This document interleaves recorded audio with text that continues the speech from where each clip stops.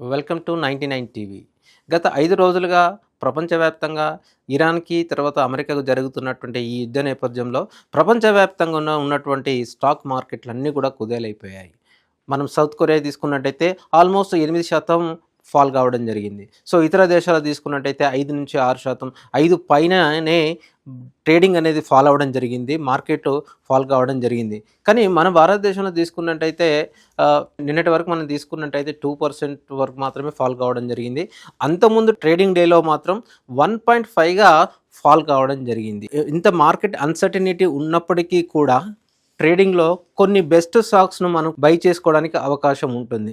అంటే సూక్ష్మంలో మోక్షంలాగా కొన్ని సార్లు ఇంత ఫాలో ఉన్నప్పటికీ కూడా మనం కొన్ని బెస్ట్ స్టాక్స్‌ని పిక్ చేసుకోవడానికి అవకాశం ఉంటుంది.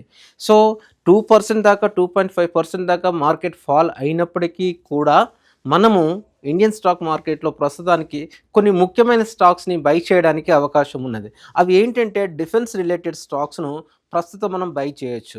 సో అవి ఏమేమి ఉన్నాయన్నది ఇక్కడ మనం చూడొచ్చు. BEL భారత్ ఎలక్ట్రానిక్ లిమిటెడ్, తర్వాత ఇది మాజ్గాన్ డాక్ షిప్ యార్డ్, తర్వాత HAL, BDL, Cochin ship yard, Bharat forge, data patterns, అస్ట్రోమైక్రా, ఇవన్నీ కూడా డిఫెన్స్ రిలేటెడ్ స్టాక్స్.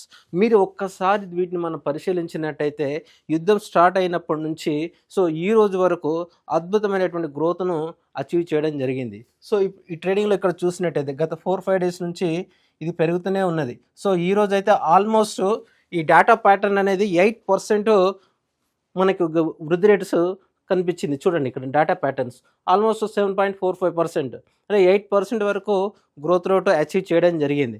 అదేవిధంగా మిగతా మీరు ఏది తీసుకున్నా కూడా పాజిటివ్లోనే ఉన్నాయి. కానీ ఒక డిఫెన్స్ రిలేటెడ్ స్టాక్స్ మాత్రమే పాజిటివ్గా ఉన్నాయి. మిగతా అన్నీ కూడా కొన్ని పాజిటివ్గా ఉన్నప్పటికీ కూడా కానీ ఇవి అన్నిటి ఈ స్టాక్స్ మాత్రం అన్నీ కూడా పాజిటివ్గానే మనకు కనిపించడం జరిగింది. సో ఈ క్రమంలో ఈ డిఫెన్స్ రిలేటెడ్ స్టాక్స్ కొంటే మనము అధిక లాభాలు తీసుకోవడానికి అవకాశం ఉంటుంది. చూడండి BEL తీసుకున్నట్టయితే ఆల్మోస్ట్ చూడండి వరుసగా కంటిన్యూస్గా ఇది అప్ సైడ్కి ర్యాలీ చేయడం జరిగింది. అదేవిధంగా ఈ మాజ్గాన్ డాక్ షిప్ యార్డ్ చూడండి 9% వరకు ఆల్మోస్ట్ గ్రోత్ రేట్ అచీవ్ చేయడం జరిగింది. సో మనం డే క్యాండిల్ ఇక్కడ చూసినట్టయితే చూడండి గత 3 డేస్ నుంచి ఇది అప్ సైడ్కే ర్యాలీ చేయడం జరుగుతుంది. సో ఒక్కో కంపెనీ ఒక్కో రకమైనటువంటి మనకి డిఫెన్స్కి సంబంధించినటువంటి సర్వీసులు అందజేయడం జరుగుతుంది. సో ఈ మాజ్గాన్ డాక్ ఏదైతే ఉందో షిప్ బిల్డింగ్ తయారు చేయడం జరుగుతుంది, షిప్స్ని తయారు చేయడం జరుగుతుంది. అదేవిధంగా సబ్మెరైన్ తయారు చేయడం జరుగుతుంది. హాల్ హిందుస్థాన్ ఏరోనాటికల్ లిమిటెడ్స్ ఏదైతే ఉందో ఇది హైదరాబాద్లో ఉండడం జరిగింది.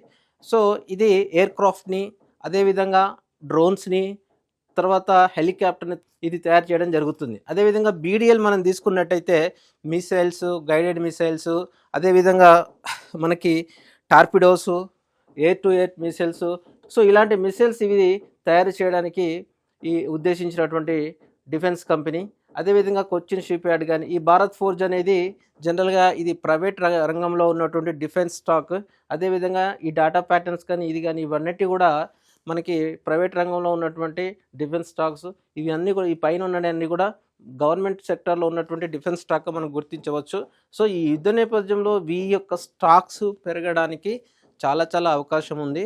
సో దీన్ని మనం టెక్నికల్గా అనాలిసిస్ చేసినా కూడా ఆల్మోస్ట్ అన్ని స్టాక్స్లో కూడా మనకి అద్భుతమైనటువంటి బయింగ్ పాయింట్స్ మనకు కనబడడం జరుగుతుంది. సో హాల్లో తీసుకున్నట్టయితే సో సపోర్ట్ పాయింట్కి చేరడం జరిగింది. సో హాల్లో తీసుకున్నట్టయితే ఇక్కడ సపోర్ట్ పాయింట్కి చేరుకోవడం జరిగింది. ఇక్కడ నుంచి మంచి ర్యాలీ అప్ సైడ్ ర్యాలీ చేయడానికి అవకాశం ఉంది.